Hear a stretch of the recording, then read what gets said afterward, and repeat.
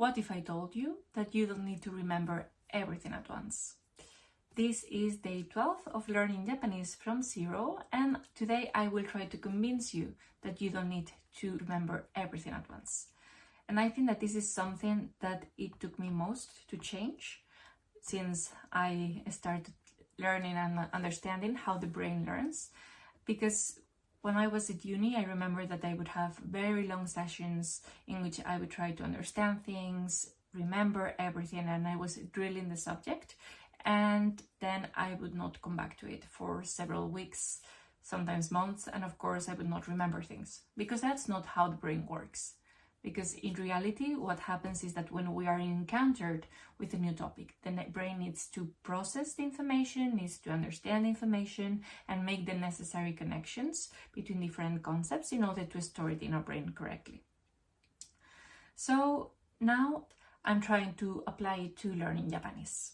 And what happens is that frequently I would come up with or whenever I come up with a new word, my first instinct is to try to understand it and learn it immediately. And sometimes it helps because they are very visual, you make very easy connections, and you're like, oh, this looks like this, or this is very similar to something else that I've already seen, and that already gives you something that you can work with.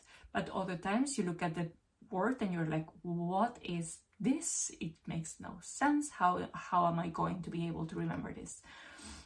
And maybe you can come up with two approaches immediately, right? One would be rote learning, that is just drill it and try to remember it through sweat and tears.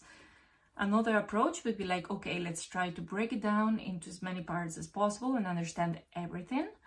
But if you try to do that, it may take you a long time before you fully understand everything, right? But I found that you can follow as an approach in between both. That is that, okay, you're going to try to understand and to remember things, but you are going to do it over several sessions. So the first time that I was encountered with the word chotto, vegetarian, or onegai shimasu, I was like, wow, I don't even know where to begin. It feels so complicated. I don't know what to connect it with.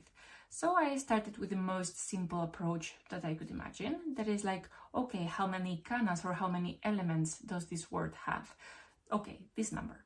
And what is the general shape? Are they more rounded? Are they more square? And for day one, that's everything that I did. And I would press next in the application for the flashcards, and I would come back to it the following day. And the following day, sometimes it was like, oof, I still have no idea how I'm going to grasp this. So then I would start focusing in the different elements and understand, okay, so the first kana, the chi, and the second one is the yo that is going to modify it. And that day I was like, okay, so there is a meaning underneath it, right? There are different elements and you can understand them. And the following session came and I started remembering, okay, so I remember that it is composed of these 4 different kanas and these work this way, and what happened with the last one. And then I sort of contrast and complete the information, and suddenly one day it's like, oh yeah, chotto, it's written like that. And I didn't suffer through the process. Instead of using a lot of time trying to write all over again, try to remember, try to see all the different elements, to remember all the different traces, what I did is just relax and say, okay, I will try to learn a bit of this word over different flashcards, review, and eventually it works. And the same happened to the others. And as you start learning more words, some of the symbols that you were struggling with appear again. So your brain starts connecting them and you're like, okay, so this word is also sharing this symbol that I found very complicated. And as you go slowly through it, suddenly one day your brain will connect all the necessary pieces, and what in the beginning felt impossible, now you've already remembered.